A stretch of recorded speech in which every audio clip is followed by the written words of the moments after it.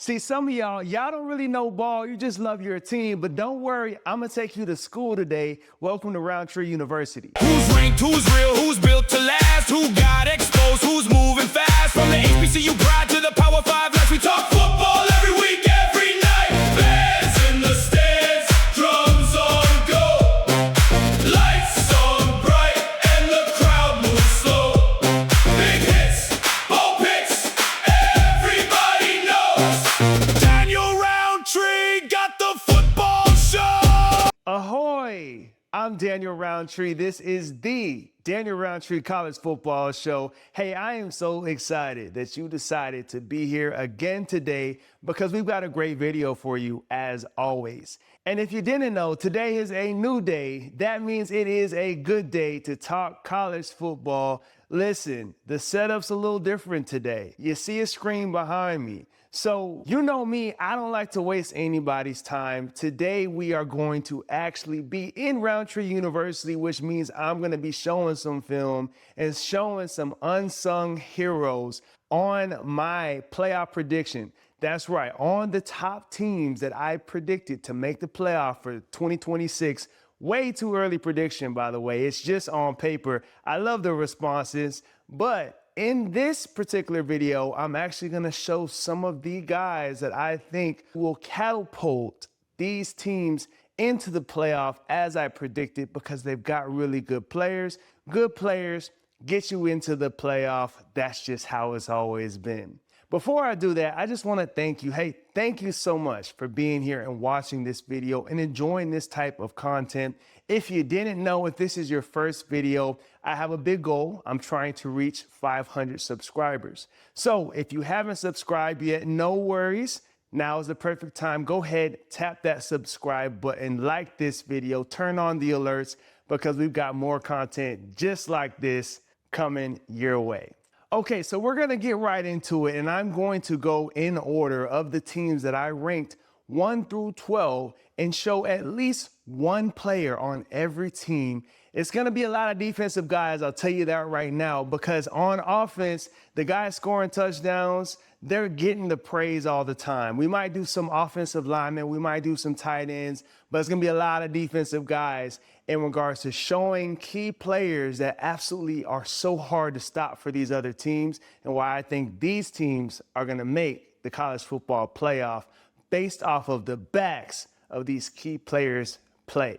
Let's get right into it. Okay, so the very first player that I'm going to be showing on the University of Miami, because as you know, I ranked University of Miami as the #1 team heading into the playoffs. So this particular player is on the defensive line. His name is Ahmad Moten. Shout out Ahmad Moten. Listen, if you don't watch the University of Miami, today I've got you at Roundtree University. We want to make sure that we're not just talking football. We want to make sure you know you're seeing what I'm seeing. And Ahmad Moten, in my opinion, this guy is probably for sure going to be a first-round draft pick if he does even half of what he did last year on the defensive line. He's an absolute wrecking ball. The only thing that I think could possibly hurt him is injury or really bad combine interviews and combine showing. So look at this play against Notre Dame where Ahmad Moten, listen, game is on the line. Miami has been playing well. However, Notre Dame has come back and Miami absolutely needs a stop in order to win the game. So Ahmad Moten is right here in the middle of the ball. Just look at that get off. The offensive guard couldn't do anything with Ahmad Moten. Look at the view up top. Let me get my hand out of the way. That's beautiful. That's textbook football right there as he chases down CJ Carr. CJ Carr does the right thing and throws the ball away. Let's go back. So again, you see Ahmad Moten in the middle of the line, right off of the get off. He gets off the ball, chases CJ Carr down. There's nothing CJ Carr could do differently. And in regards to the offensive lineman, he just got beat. Ahmad Moten has a great get off. He's one of probably a few defensive tackles. We'll talk Will Nichols later on as well at Ole Miss that I think are absolutely going to be first-round draft picks coming up in this next 2027 draft. Okay, here's another play in the national championship against Indiana. Again, Ahmad Moten's right there in the middle. He takes on the double team, absolutely destroys the offensive guard and the center, makes Fernando Mendoza flush out, and of course, Miami secondary does the rest. That's a crazy big-time play from Ahmad Moten. Let's go back. I want you to see it one more time. Okay, again, Ahmad Moten right there in the middle. Ball is snapped. Offensive guard gets absolutely destroyed. He chases down Fernando Mendoza, makes him throw the ball away, incomplete pass. Okay, now we have another one from the University of Georgia. This is, again, my number 2 team, the University of Georgia, and one guy that we have to talk about in the secondary, KJ Bolden. This guy was a top safety recruit. He flies to the ball. I think one of his underrated abilities as a safety is just his ability to make open field tackles. But just watch this play against the University of Tennessee. This is an interception where it's kind of a bad pass, but listen, I played the position. It's much more difficult than you think to be able to track a receiver, make sure you're in the right spot for coverage, and then also see the ball thrown, track the ball, and catch the interception. Look at this play. Okay, so you're going to see KJ Bolden roll down. Looks like they're probably in some type of cover 3. Bad pass. KJ Bolden ends up with the ball. And just wait till you see the back end view of this to see kind of what KJ Bolden was looking at. Look at this back view, right? So University of Tennessee is in their stack set. KJ Bolden, he's reading deep. He drops down. He sees the ball. He gets the interception. This is against the University of Texas. Quick throw there. Pass deflection. Another interception. You got to understand, being able to take the ball away is one of the biggest assets that you can have as a defensive back, especially in the college game and college football. Any extra possession you get automatically gives you a higher chance to win the football game. That might have been a little bit of a hold on the nickel. Didn't matter. KJ Bolden ended up with the football. Here's another play, and you know how I feel about Kyron Lacey. Boom, KJ Bolden comes downhill and absolutely lits him up. Please, please understand KJ Bolden is really like that. I got to show you guys this one again just because this is textbook tackling as a safety to watch KJ Bolden come downhill, absolutely pick that man up and throw him down. Woo!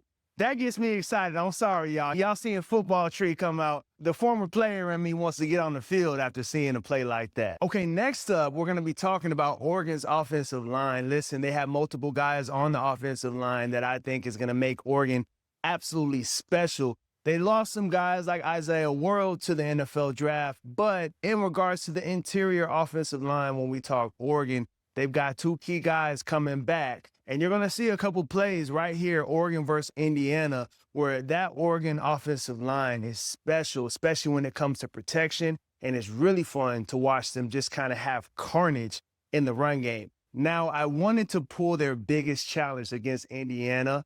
You'll see absolute carnage against some of the other teams they play, but we all know Indiana won the national championship for a reason. So you're going to see good on good. So 2 guys I definitely want to highlight, and I got my phone because I got to be able to pronounce their names somewhat correctly. So at center, let me make sure I say this correctly, Lalalu Lapani, and then also the right guard, Dave Luli. 2 either Samoans, Tongans, I don't know. Shout out to the Polynesians. Listen, these 2 guys, amazing football players. Let me just roll the tape and show you what they can do. So on this play here, you see great pass protection. Listen, Dante Moore can't get a better, more clean pocket than that. All right, so I wanted to go back so you can absolutely see it again. Look at the pocket, right? They're trying to pass rush. There's nothing there downfield. Dante Moore checks it off. Now on this next play, you're going to see a true run play. Look at the carnage right there in the middle. Look at the carnage.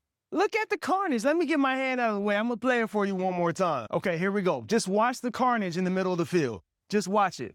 Guys all over the place. That's tight ends. That's middle of the line. I'm talking about the 2 in the middle, but the whole offensive line does some special stuff when it comes to moving people in the middle. Okay, so this next guy, I've talked about him in a lot of different videos. My number 14 was Notre Dame. So at Notre Dame, we absolutely have to. We got to talk about Leonard Moore. I've said it on so many videos at this point. In my opinion, Leonard Moore, the best #1 cornerback in the entire college football. I think he'll be the top cornerback in next year's draft in 2027. This dude right here is special. He doesn't just take the ball away. So you hear that a lot of times with coverage corners that they just like to cover. They don't want to get their nose dirty. They don't want to hit. Nah. Not for Leonard Moore. Watch this first play against the University of Miami in the first game of the season. Leonard Moore right there, he's highlighted. Tough run play.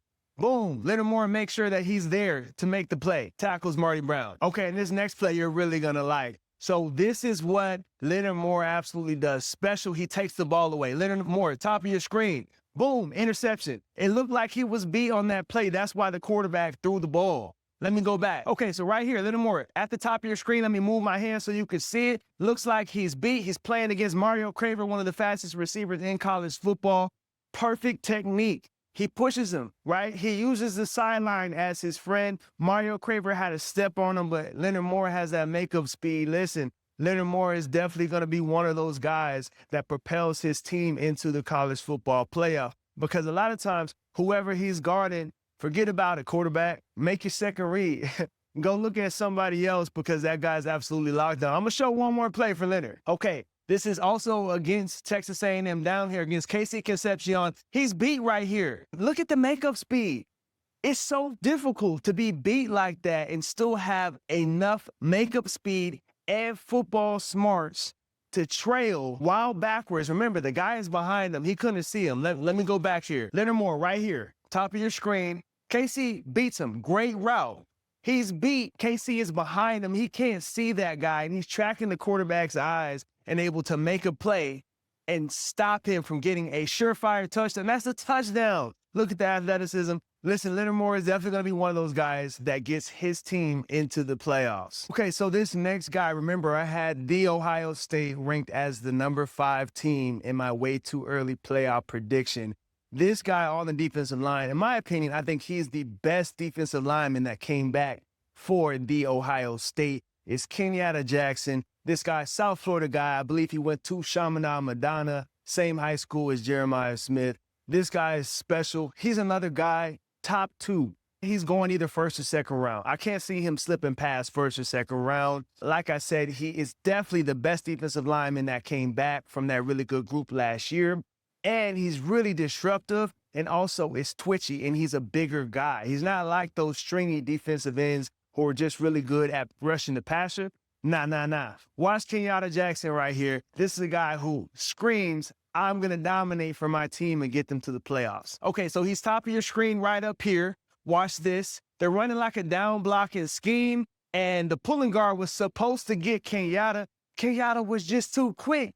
He was just too quick. I'm sorry, y'all. Watching these highlights, it gets me excited. Let me go back so y'all can really see. Okay, again, top of the screen right there at defensive end position. The offensive guard is too slow. The running back had no chance. Kenyatta gets in there, splits the blocker, gets to the running back. That's textbook. That's textbook, baby. All right, right here, Kenyatta's at the top. This is a pass play. I want you to see the pass rush capability, and that's against Penn State. And keep in mind, that's a holding play. So again, yeah, Kenyatta's right here going against number 73.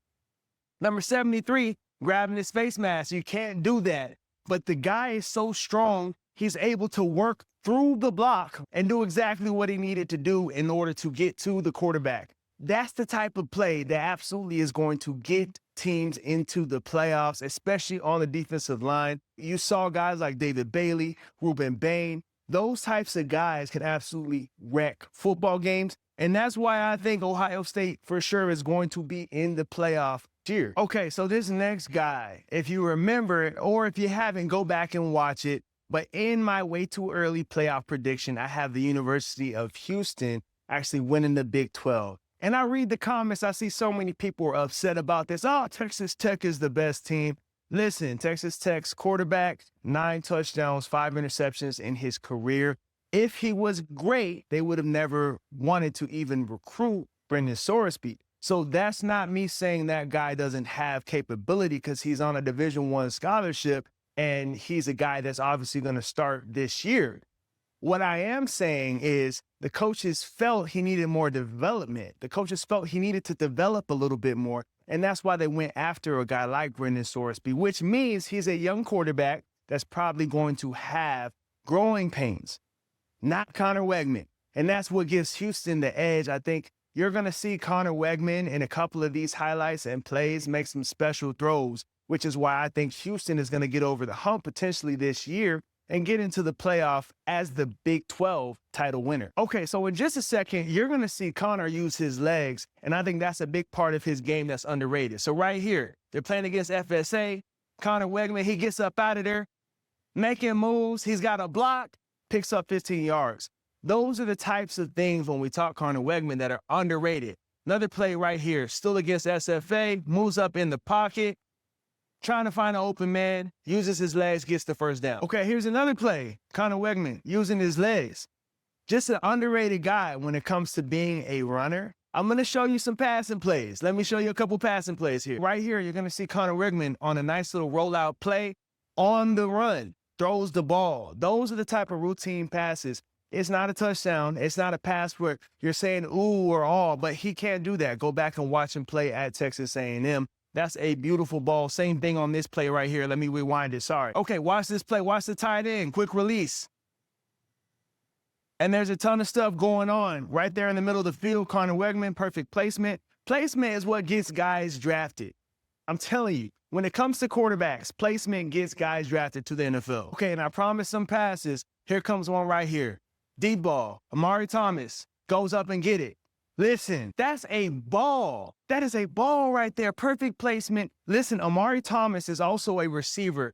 Highly underrated. Look at that. Look at that ball placement. Keep in mind, it has to be in the right spot in order for that to happen. Okay, and here in the end zone view, you're seeing the ball. You're seeing the placement.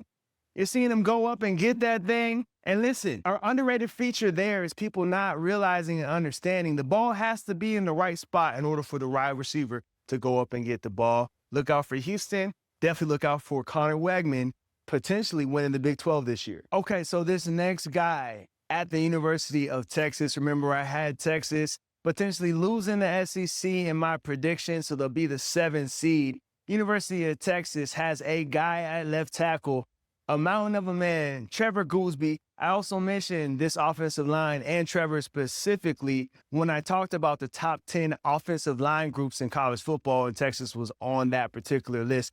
Trevor Goulby, special type of offensive tackle. And listen, that's one of the hardest and most specialized positions in all of college football. This particular guy and playing the way he's been playing, especially being a younger guy, I think he's a sophomore going to his junior season. This guy is absolutely going to be able to get his team into the college football playoff by playing the way he plays. Watch these highlights. So this is on a screenplay.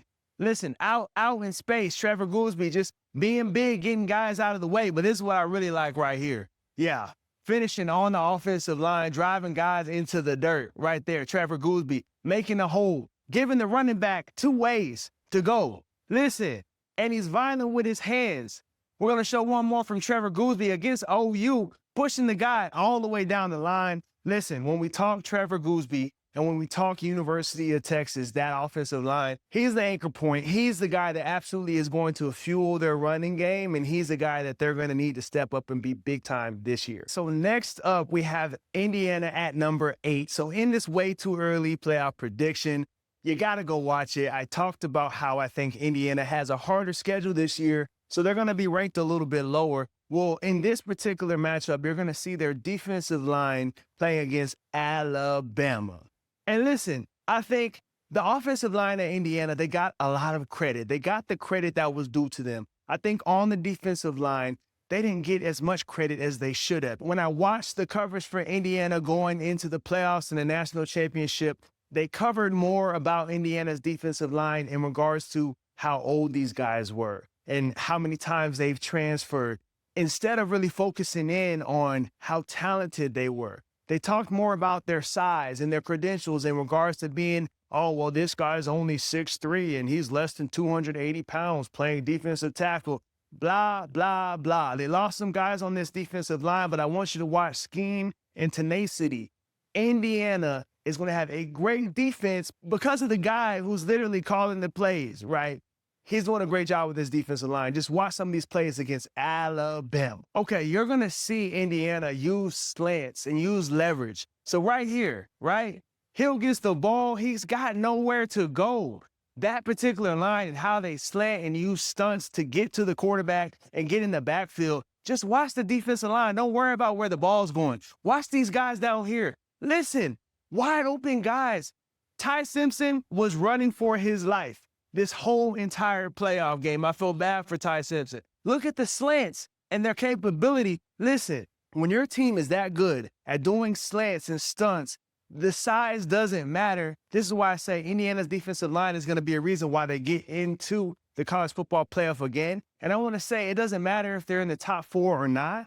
Indiana is going to be a dangerous team if these guys get into the playoffs at all. Okay, this next guy, I mentioned him earlier in the video. I completely said his name wrong. Bear with me. I don't have a teleprompter. I shoot from the hip sometimes. But Will Eckles from Ole Miss, the Rebels, this guy on the interior defensive line is honestly one of the more disruptive interior defensive linemen that I have seen since maybe Nnamdi Suh when he was coming out of Nebraska. And I know that's a crazy big comparison if you're a football fan, a football fanatic. But listen, just watch and see what some of the stuff Will Eckles is doing. He's a big reason that I think from a defensive standpoint, although Ole Miss lost a lot, they're going to probably be in the playoffs again this year in the 2026-2027 season because he's a piece that is unreplaceable, right? He's one of those guys, if he gets injured, God forbid,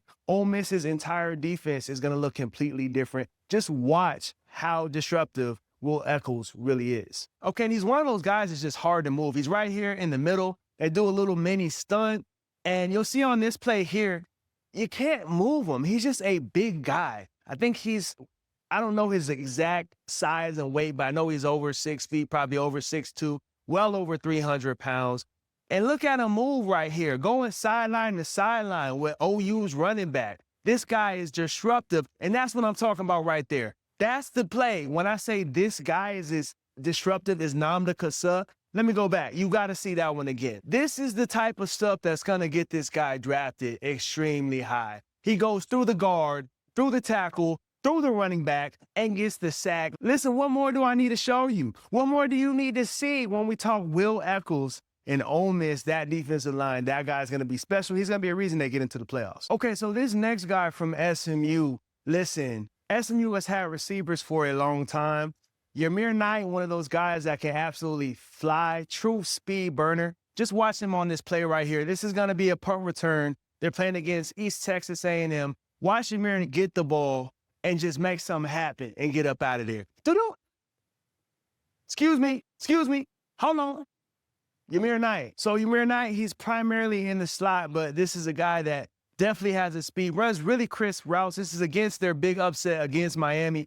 Wide open in the end zone. Not much you can do with that right there. And the speed has a lot to play into that, right? Yamir Knight was at James Madison. He did great things there. He came over to SMU. He's been fantastic since his arrival. So listen, even plays like this. So Kevin Jennings rolls out, sees Yamir Knight. Yamir Knight, he's wide open. I'm trying to get out of the way so you can see if that was a little bit better of a ball, Yamir Knight would be in the end zone right now. And of course, that's no shade to Kevin Jennings. Kevin Jennings, great quarterback. He's going to do big things this year. But Yamir Knight in the slot is going to be a special part of what gets SMU into the playoffs. They got another guy who can absolutely fly named Jalen Cooper. And listen, I don't got time to talk about Jalen on this one, but their receiving core has always been a big part, even back to when I played in regards to SMU winning games or not, based on the play of the quarterbacks and receivers. Okay, so we're getting into the last two teams based off of my way too early playoff prediction.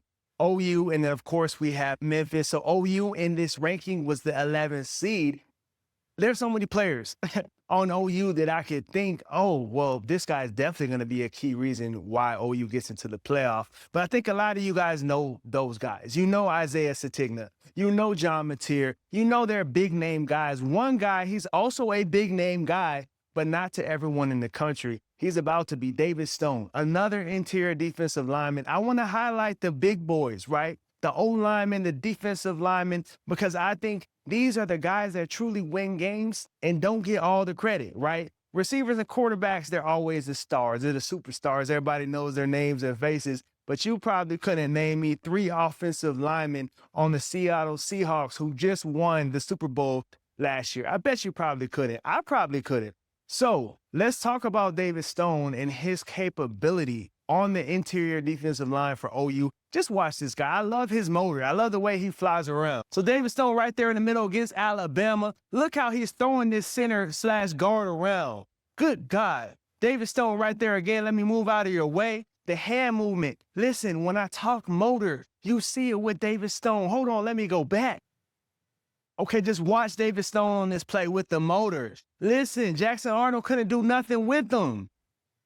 Through the offensive lineman, through the running back.